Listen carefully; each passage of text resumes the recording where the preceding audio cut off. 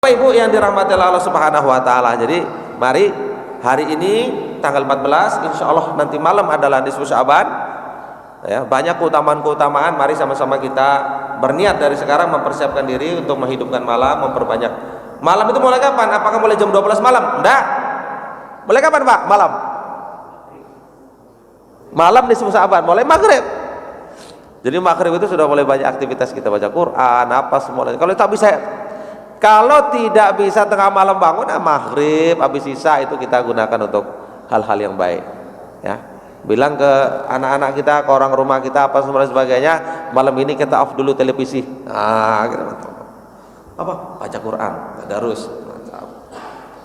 Bapak Ibu yang dirahmati Allah Subhanahu wa taala, semoga Allah Subhanahu wa taala senantiasa memberikan kekuatan kepada kita, memberikan kesehatan kepada kita, sehingga kita mampu mengoptimalkan kebaikan di bulan Sya'ban dan terkhusus nanti malam pada malam nisfu Sya'ban. Ya. Mau lakukan sholat apa silahkan, mau sholat tasbih silahkan, mau sholat tahajud silahkan, mau sholat hajat silahkan, mau sholat sunnah mutlak pun silahkan. Silahkan Bapak Ibu yang dirahmati Allah. Jangan lupa ditutup dengan witir.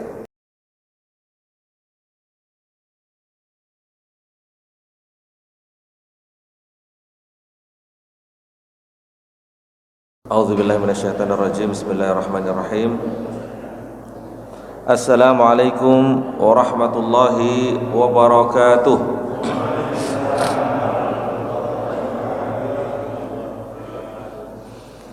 Alhamdulillahi rabbil alamin, wa bihi nasta'inu ala umuri dunya waddin, wassalatu wassalamu ala ashrafil anbiya'i wal mursalin, sayyidil awwalin wal akhirin, wa ala alihi wa ashabihi wa azwajihi wa dhurriyyatihi wa ahli baitihi ajma'in. Rabbi shrah li sadri wa yassir li amri wahlul 'uqdatam min lisani yafqahu qawli. Allahumma 'allimna ma yanfa'una wanfa'na bima 'allamtana. Rabbana zidna ilma warzuqna fahma. Allahumma barik lana fi Sya'ban wa ballighna Ramadan wa sallimna ila Ramadan. Amma ba'du.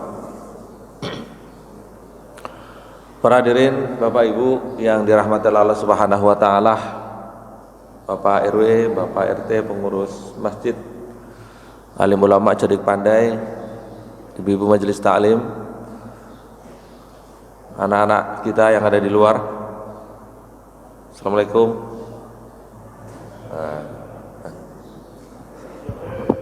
Penjaga.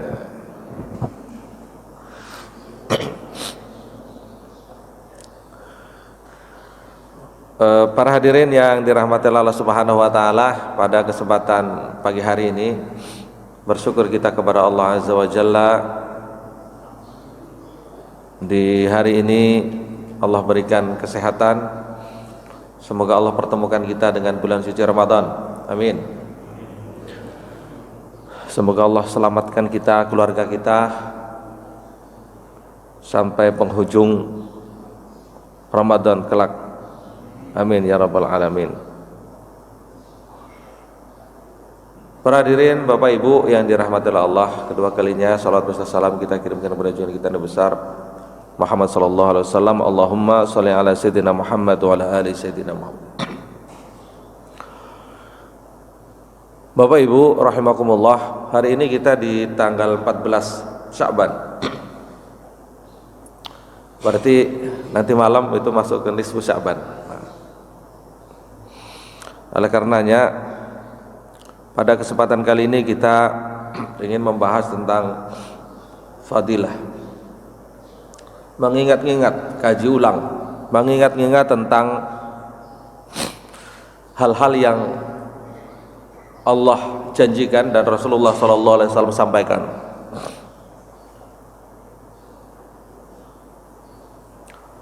Dan hampir selalu di setiap bulan Qamariyah itu ada keutamaan-keutamaan. Bulan kemarin kita di bulan Rajab ada juga keutamaan. nanti di bulan Ramadan ada juga keutamaan. Itu Pak Ketua. Di bulan Zulqa'dah ada keutamaannya Pak Bu? Ada. Bulan Ashhurul Hurum. Bulan haji apalagi? Bulan Muharram juga. Jadi memang senang kita kalau ada pengajian. Karena kalau pengajian ini kita selalu diingatkan dengan keutamaan-keutamaan. Hari-hari kita dengan bulan-bulan nasional, Pak. Ramadan, Januari, Februari, Maret. Tidak ada keutamaannya. Ya. Keutamaan tuh kalau apa? Akhir bulan. Itu keutamaan. Ya. Jadi kalau di bulan-bulan nasional ini kita tidak diajak untuk mengingat Allah gitu. Ya. Nah, jadi bersyukur Bapak Ibu yang senantiasa menghadiri majelis taklim, diingatkan karena keutamaan-keutamaan waktu-waktu itu pada bulan-bulan Hijriyah. Apalagi salah satu dari keutamaan bulan Sya'ban ini adalah bulan di mana Rasulullah SAW mengatakan kepada kita, ini bulan akhir tahun. Bukan akhir tahun itu, tapi kalau di bulan nasional ini kan bulan tutup buku, itu kan bulan Desember, bulan pelaporan semuanya, semua orang sibuk pelaporan. Ya. Bulan kalau keuangan, kalau di BPKP Pak, Desember Pak. Di Desember ya. Kalau akhir tahun akademik itu di bulan Juni.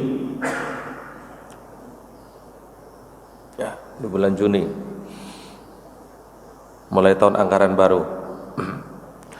Tapi kalau di dalam Islam ini Bapak Ibu yang dirahmati Allah, bulan tutup buku itu bulan Sya'ban.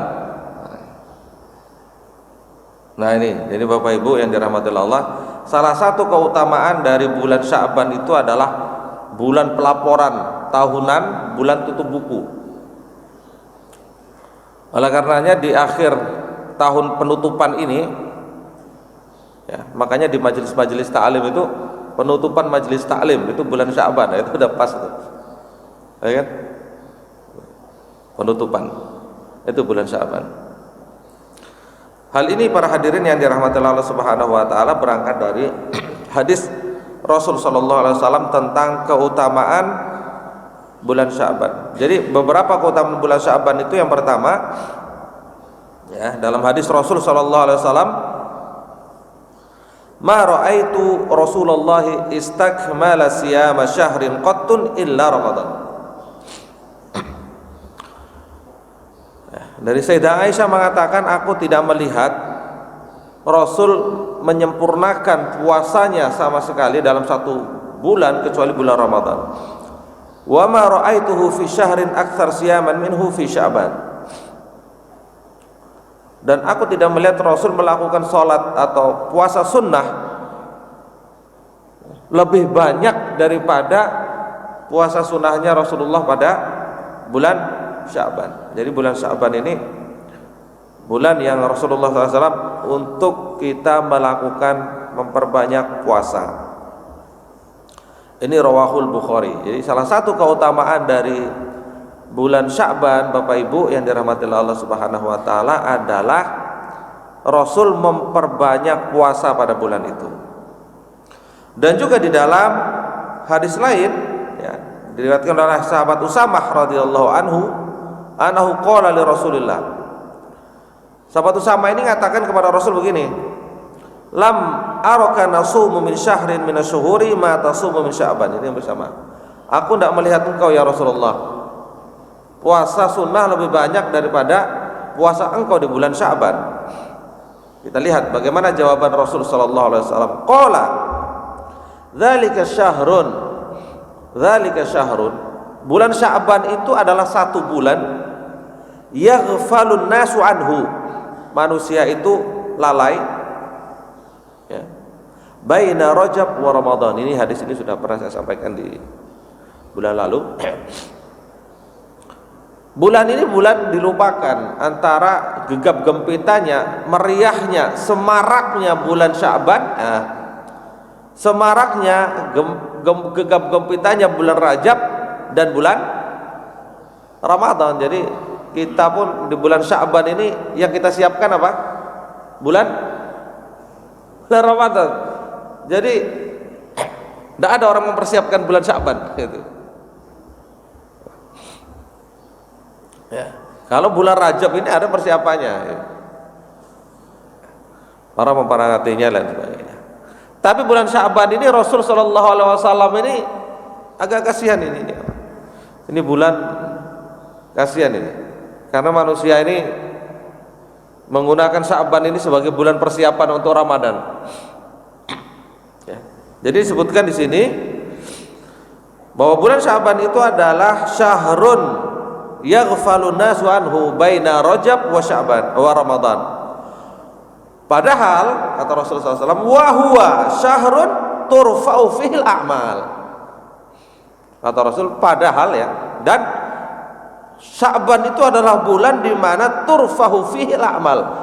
Amal-amal itu diangkat ila Rabbil alamin. Ya. Kepada Allah Subhanahu wa taala, Tuhan semesta alam. Fa uhibbu an yurfa'a amali wa ana sha'im. Fa uhibbu an yurfa'a amali wa ana sha'im. Dan aku ingin amalku ini diangkat ke langit itu aku dalam keadaan berpuasa. Cuman dalam satu bulan itu kapan diangkatnya kan nggak tahu kita. Hari apa dan lain sebagainya, karena memang tidak disebutkan tanggal 15. Meskipun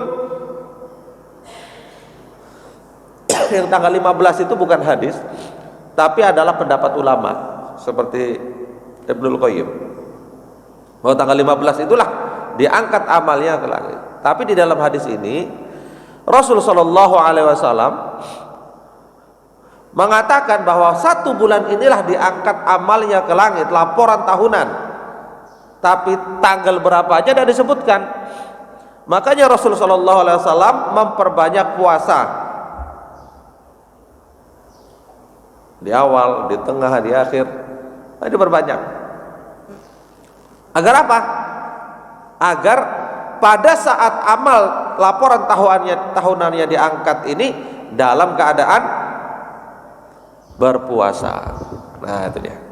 Dalam keadaan berpuasa. Nah, para hadirin yang dirahmati oleh Allah Subhanahu wa taala, di sini seperti yang saya sebutkan tadi bahwa tidak disebutkan bahwa hari diangkatnya, dilaporkannya amal itu pada pada tanggal 15 ya, pada tanggal 15. Nah, para hadirin yang dirahmati oleh Allah Subhanahu wa taala,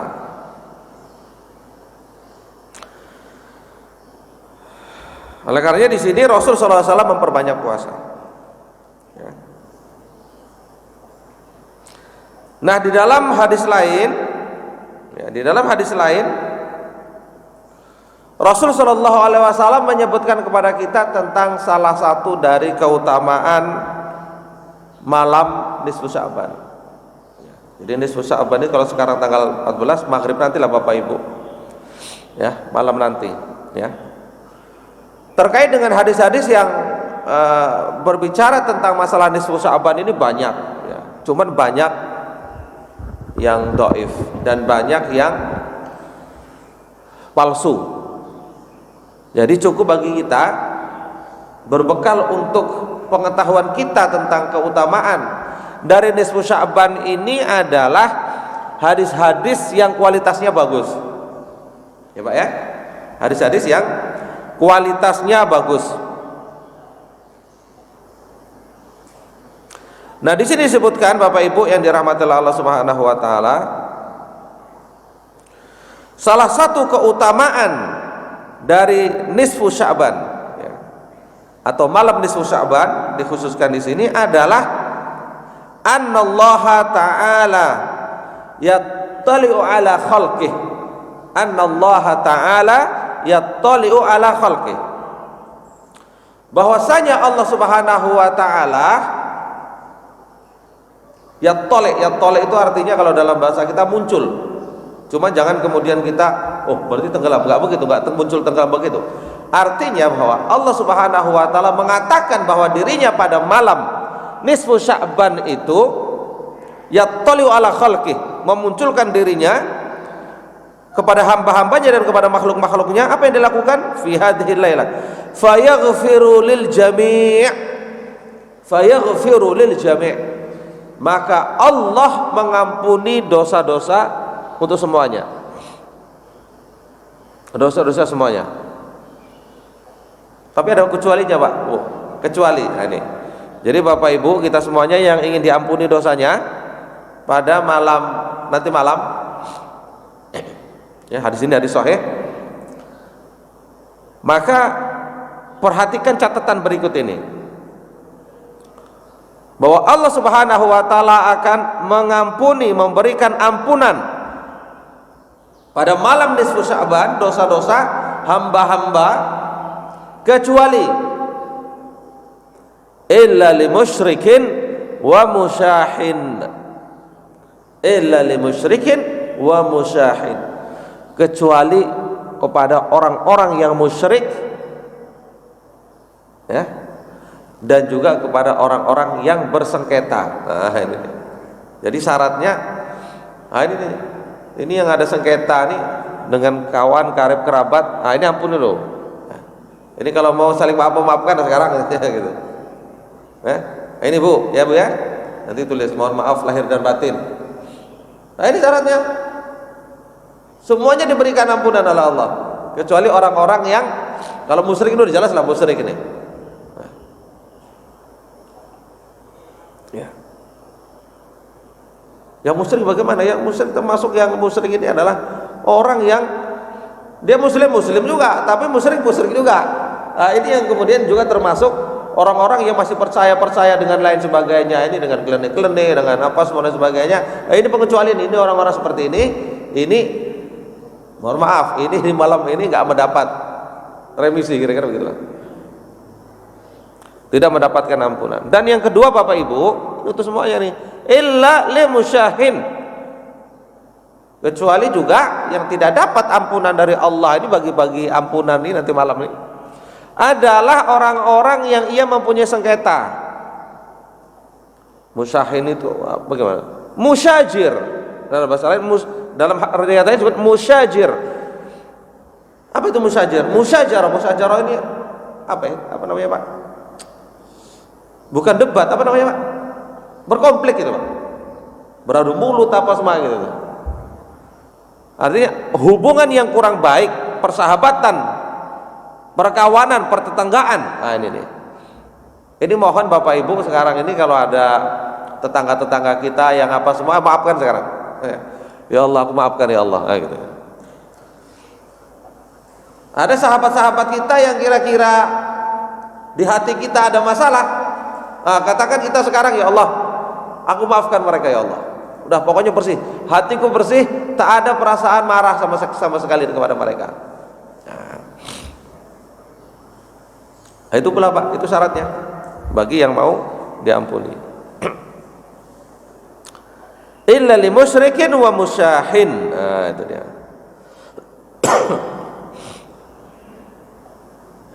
Nah, para hadirin yang dirahmati Allah Subhanahu wa taala. Nah, kita kembali sedikit ke Raful A'mal. Jadi di dalam riwayat-riwayat dari Rasulullah SAW tentang alam gaib disebutkan kepada kita tentang amal-amal kita ini diangkat kepada Allah Subhanahu wa taala dalam beberapa termin. Yang pertama ada laporan harian. Laporan harian ini 2 kali, ya. Penutup hari dan penutup malam. Jadi di waktu sholat subuh beginilah, ini perpindahan ini laporan dan waktu salat maghrib. Ini kalau salat maghrib pelaporan harian, ya, laporan harian kayak sip-sipan begitu lah. Ya. Jadi kalau satpam itu ada laporan sip kepada yang lainnya, inilah laporannya yang terjadi, ini orang masuk apa semua. Nah, jadi Bapak Ibu yang dirahmati Allah Subhanahu wa taala, amal-amal kita ini juga dilaporkan secara harian pada Allah Subhanahu wa taala. Di waktu maghrib perpindahan antara siang dan malam, dan di waktu subuh perpindahan antara malam dan siang. Dan juga amal-amal kita juga diangkat atau dilaporkan dalam laporan pekanan. Dalam laporan pekanan. Kapan laporan pekanannya? Laporan pekanannya 2 kali dalam sepekan. Yaumul Isnaini wa yaumul Khamis. Nah, ini dia. Ya, hari Senin dan Kamis. Makanya disunahkan Bapak Ibu rahimakumullah, di hari Senin dan Kamis ini kita disunahkan untuk berpuasa. Kenapa? Karena di hari ini adalah hari-hari di mana diangkat amal-amal kita dalam satu pekan. Nah, kemudian setelah itu barulah yang saya sebutkan tadi, ada amal. Kalau amal bulanan ada apa? Nggak ada amal bulanan diangkat. Yang ada amal harian, amal pekanan, dan amal tahunan. Tahunannya kapan? Pada bulan Sya'ban. Para hadirin yang dirahmati oleh Allah Subhanahu wa taala.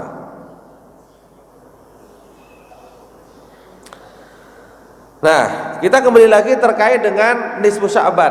Jadi di dalam riwayat yang lain tadi disebutkan bahwa yang diampuni oleh Allah Subhanahu wa taala adalah semua makhluk kecuali ada 2. Di dalam hadis yang lainnya ditambah satu lagi, ya. Ditambah satu lagi. Hadis dari Atha bin Yasar disebutkan, "Ma min lailatin ba'da lailatul qadri afdal min lailatin nisfi min Sya'ban." Nah, ini salah satu keutamaannya. Kalau bab malam ini, ya, disebutkan tidak ada satu malam setelah malam Lailatul Qadar yang lebih utama daripada malam nisfu Sya'ban. Jadi kalau bab malam itu Lailatul Qadar itu tak ada tandingannya, tak ada bandingannya, karena satu malam itu sama dengan berapa? 1000 bulan. Nah, di bawah Lailatul Qadar itu adalah, kalau di dalam menurut hadis ini adalah nisfu Sya'ban. Makanya Bapak Ibu yang dirahmati Allah, mari sama-sama kita hidupkan nanti malam nisfu Sya'ban. Ya. Semoga juga amalnya diangkat oleh Allah Subhanahu wa taala pada saat kita beribadah kepada Allah. Jadi pada saat diangkat, oh, ini sedang beribadah, oh ini sedang baca Quran, oh ini sedang puasa, oh ini sedang tahajud. Amin ya rabbal alamin. Makanya mari sama-sama Bapak Ibu kita bangunkan, ya, kita rencanakan dari sekarang. Ibu-ibunya mengingatkan bapak-bapaknya, bapak-bapaknya mengingatkan ibu-ibunya, mengingatkan anak-anaknya. Yuk malam hari kita bersama-sama menghidupkan malam di rumah, ya. Di rumah aja. Nggak usah di masjid, biar lebih khusyuk kita. Nah, di sini Bapak Ibu yang dirahmati Allah, ya. Tadi disebutkan. Nah, ini. Yatanazzalullahu tabaraka wa ta'ala ila sama'id dunya. Allah turun ke langit dunia. Nah, ini kalau ada informasi-informasi seperti ini, ya, itu tak perlu kita apa namanya terlalu pikirkan. Pokoknya apa yang kita dengarkan ya sudah, gitu aja. Ya, bahwa Allah Subhanahu wa taala turun ke langit dunia, fayaghfiru li ibadihi kullihim. Allah mengampuni seluruh hamba-hamba Allah, ya. Allah mengampuni seluruh hamba-hamba Allah illa lil musyrikin. Nah, ini dia. Kecuali orang-orang yang musyrik. Musyrik nih. Kalau yang di luar Islam itu tentu apanya mau diampuni. Ya. Jadi musyrik di sini adalah musyrik dari orang Islam. Jadi musyrik ini kan Bapak Ibu, perbuatan musyrik itu kan ada 3. Nah, ini saya terangkan sini. Ada 3. Jadi dalam tingkatan syirik itu ada 3. Itu diterangkan di dalam surat Al-Ikhlas. Tingkatan yang pertama adalah Qul huwallahu ahad. Qul huwallahu ahad. Katakanlah hai Muhammad bahwa Tuhan itu adalah Allah yang Maha Esa. Ya. Nah, syirik pertama itu adalah orang mengatakan punya Tuhan, tapi Tuhannya bukan Allah. Nah, itu dia. Ini syirik nomor wahid. Ya Bapak Ibu ya, ini syirik pertama nih. Syirik nomor wahid itu adalah orang punya Tuhan dan mengaku ada Tuhan, tapi Tuhannya bukan Allah.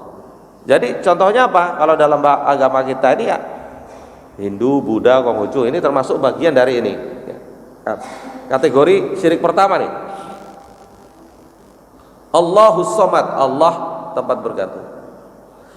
Lam yalid walam yulad, tidak beranak dan tidak pula diperanakan. Nah, syirik yang kedua itu adalah orang mengaku Tuhannya adalah Allah, tapi menganggap bahwa Allah punya anak.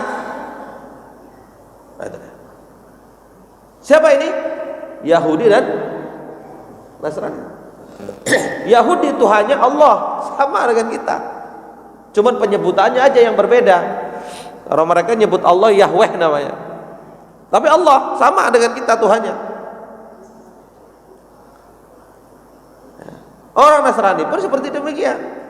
Tuhannya siapa? Allah, penyebutannya yang berbeda, Allah gitu kan, karena tak belajar tajwid. Ya, ada tasdid, ada tafkhim gitu. Ya. Itu. Nah, baik orang Yahudi maupun orang Nasrani ini sama-sama mengatakan bahwa Tuhan itu punya anak. Nah, itu Pak Liman. Ini disebutkan di dalam surat Taubah. Ya. Wa qalatil yahudu Uzairun ibnullah. Berkatalah orang Yahudi Uzair itu putra Allah. Jadi mengatakan bahwa Allah itu Tuhan, tapi mengatakan bahwa Tuhan itu punya anak. Ada titisan Tuhan. Bagi orang Yahudi siapa? Uzair. Uzair ini siapa Pak? Uzair ini nabi.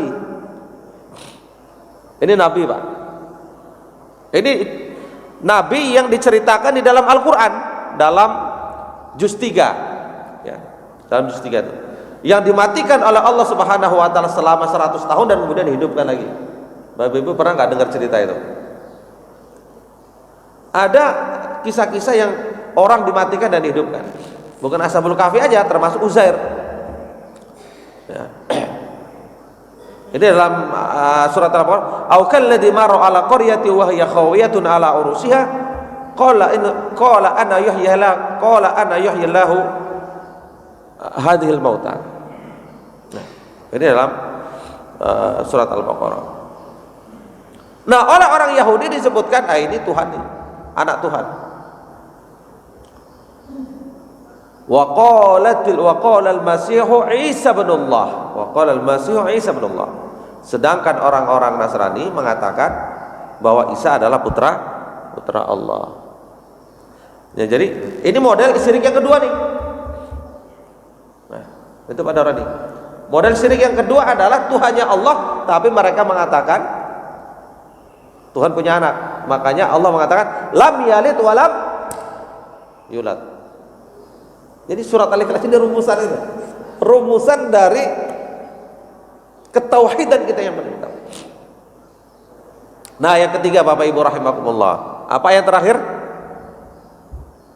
Yang terakhir apa? Walam yakun lahu kufuwan ahad. Walam yakun lahu kufuwan ahad. Nah, ini syirik yang ketiga. Ada orang Tuhannya Allah, betul. Dia mengatakan Tuhan punya anak enggak? Enggak. Berarti siapa dia? Muslim dong. Oh iya, karena muslimlah orang yang mengatakan Tuhannya Allah dan Allah tidak punya anak. Tapi masih ada satu lagi nih, walam yakun lahu kufuwan ahad.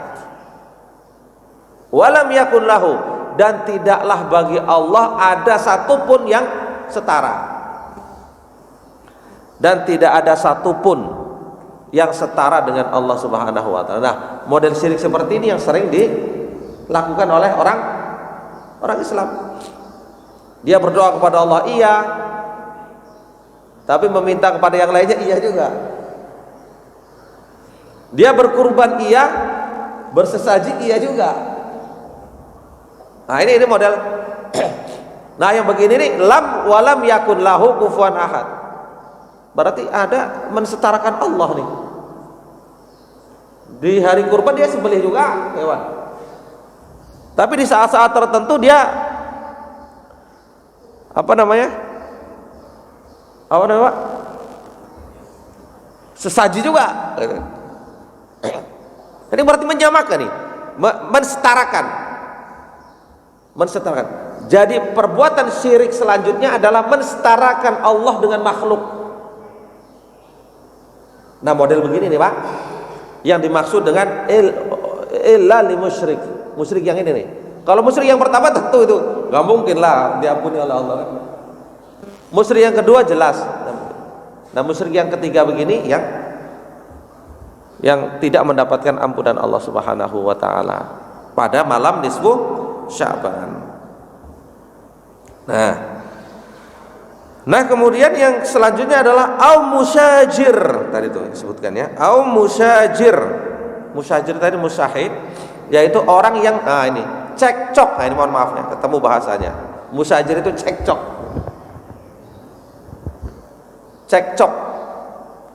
Cekcok itu apa? Adu mulut. Ya. Orang yang dia punya masalah, cekcok dia melalui langsung atau melalui apa semua dan sebagainya. Nah, ini Bapak Ibu yang dirahmati Allah, perlu menjadi catatan bagi kita. Mari sama-sama kita maafkan. Yang ketiga, ini yang ketiga nih, ada disebutkan juga di sini dalam hadis yang lain. Auqati'ur rahim, atau orang yang memutuskan tali silaturahmi. Ya, ini yang ketiga nih. Ya. Tali silaturahim di sini artinya adalah tali kekerabatan. Ya, tali kekerabatan. Jadi kalau sudah lama tidak berkunjung ke rumahnya Pak Toguan contohnya, ini bukan berarti ini telah memutuskan silaturahmi. Nah, ini bahasa kita, silaturahmi bahasa kita itu. Ini udah lama kalian ya nggak datang ke rumah kami, jangan putus silaturahmi. Bukan ini. Tapi qati'ur rahim di sini adalah memutuskan tali kekerabatan. Memutuskan tali kekerabatan. Bapak Ibu yang dirahmati Allah, tali kekerabatan ini di dalam Al-Quran berkali-kali zawil qurba disebutkan ya. Disebutkan bahwa kekerabatan ini merupakan bagian yang tak boleh kita lupakan Bapak Ibu yang dirahmati Allah. Kekerabatan nih ya. Jadi salah satu hal yang bisa kita lakukan untuk memperbaiki kekerabatan kita adalah kita memperbaiki, menyantuni atau memberikan sedekah kepada karib kerabat kita yang memang kurang mampu. Infak kita ke masjid banyak, infak kita ke musola banyak, infak kita kemana banyak, infak ke kekerabatan banyak. Orang karib kerabat di kampung minta-minta. Ini tidak pas. Mana yang afdal antara karib kerabat dengan masjid? Karib kerabat itu punya keutamaan, masjid punya keutamaan. Mana yang kita dahulukan? Kalau bisa dua-duanya bagus, ya Pak ya. Kalau bisa dua-duanya bagus. Tapi kalau terbatas bagaimana Pak? Karib kerabat. Karena itu yang paling prioritas. Ini jangan kemudian karib kerabat kita minta-minta apa semua, payah makan, beli beras tak sanggup, apa semua lain sebagainya, kita banyak infak kemana-mana.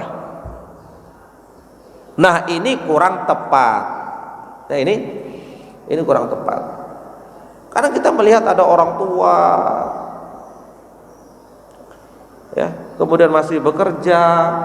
Ya kalau ada juga orang tua yang masih bekerja karena ia pingin bergerak. Tapi memang ada orang tua bekerja dan lain sebagainya untuk menyambung hidup.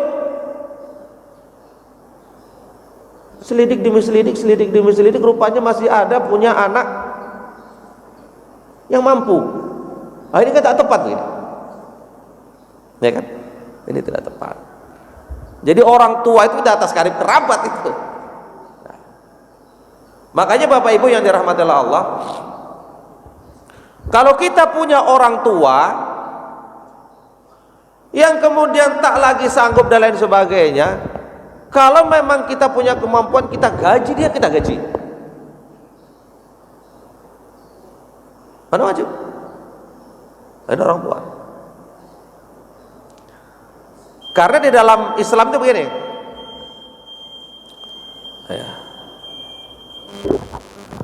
Karena di dalam Islam Bapak Ibu yang dirahmati Allah Subhanahu wa taala, anta wa maluka li abik, anta wa maluka li abik, itu jelas itu.